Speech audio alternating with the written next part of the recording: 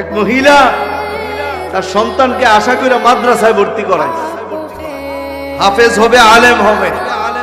আমি মার জন্য সে দোয়া করবে কবরের পাশে দাঁড়ায়, এটা তার আশা। প্রথম প্রথম নিত আর আনতো, পরে ছেলেটা রাস্তা চিনে ফেলছে, তাই প্রত্যেক দিন ওরে পাঠায়। আবার ছেলে একা আসে, একা যায়। মার একটা স্বভাব, বাবা রাস্তায় চলার সময় জিকিরে চলবা, নিচের দিকে চায় চলবা, অন্য দিকে চায় না, ডান দিকে চলবা, বামে চলবা। উস্তাদ একদিন তারে পাঠাইলো নদীর ঘাটে, তুমি এখান থেকে একটু পানি নিয়ে আসো। ছেলেটা পানি আনতে গেছে, পানি আনতে যাইয়া নদীর মধ্যে পড়ে গেছে, সাঁতার জানে না, ডুবে গেছে।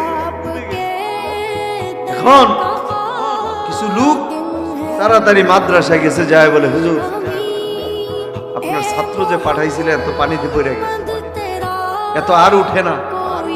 হুজুর দৌড়ে আসছে, আইসা তারা অনেক খোঁজাখুঁজি করছে কিন্তু পায়।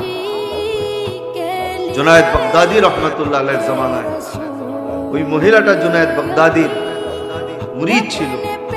জুনায়েদ বাগদাদির কাছে দৌড়ায় গেছে, হযরত অবস্থাতে এমন, ছেলেটারে মাদ্রাসায় দিছে মা আশা করে, আজকে আমরা তার একটু পানি আনার জন্য পাঠাইছিলাম, ছেলেটা ওইখানে পইরা ডুবে গেছে, প্রায় সময়ই যায়, এমন তো হয় নাই, কি জবাব দিব? জুনায়েদ বাগদাদি রহমতুল্লাহ আলাইহি বলেন চলো তার মার কাছে আমি যাই।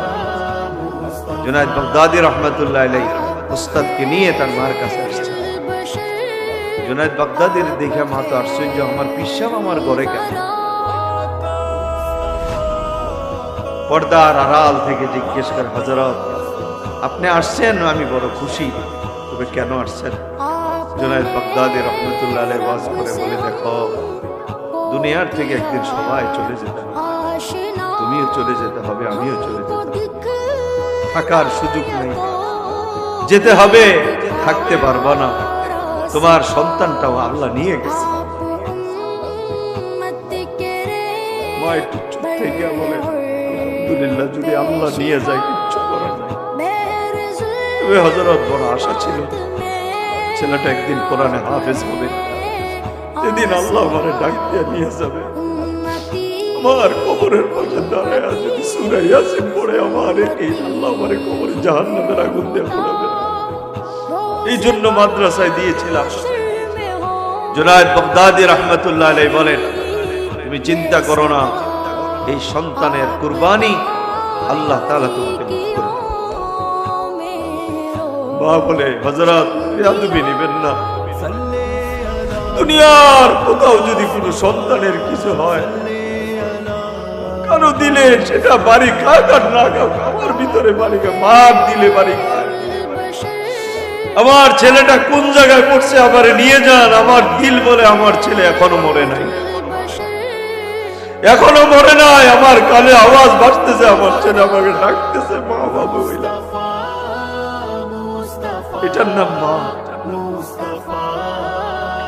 জুনায়েদ বাগদাদি রহমতুল্লাহ আলাইহি বলেন, প্রায় 3 ঘন্টা হয়ে গেছে, কেমনে তোমার ছেলে বেঁচে থাকে?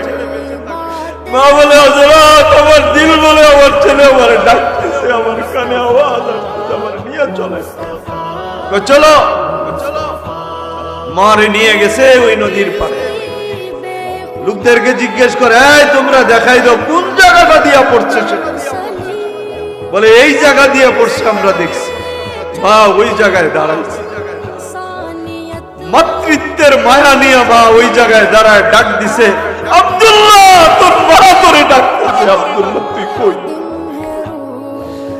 এক ডাকে সাক্ষী আল্লাহ ওয়ালাদের কিতাবে পাইছি, মা মায়ের মাতৃত্বের মহব্বত নিয়ে ওই জায়গায় দাঁড়ায় আর যখন ডাক দিছে, 3.5 ঘন্টা পরে পানির নিচ থেকে বাচ্চা ভাইসা উঠা মাকে মা বলে ডাক দিয়া মাকে আহ্বান করে, মা আমারে উঠাও। জোরে কর সুবহানাল্লাহ। মা ঝাঁপ দিয়ে নেমে গেছে, সন্তানকে বুকে নিয়ে এরপরে উঠছে। জুনায়েদ বাগদাদি রাহমাতুল্লাহ আলাইহি বলে, এটা সম্ভব না, এটা সম্ভব না। আমার আল্লাহ বলে এটাই সম্ভব। আমি চাইলে পানির নিচে বাঁচাই রাখতে পারি। একটা মার দিলের দর্দ আর ব্যথা আমার চেয়ে, আমি আল্লাহর চেয়ে কেউ বেশি বুঝে না, কেউ বেশি বুঝে না। তাকে বাঁচায়, তার মার জন্য বাঁচায় রাখে। সুবহানাল্লাহ, এটার নাম মা।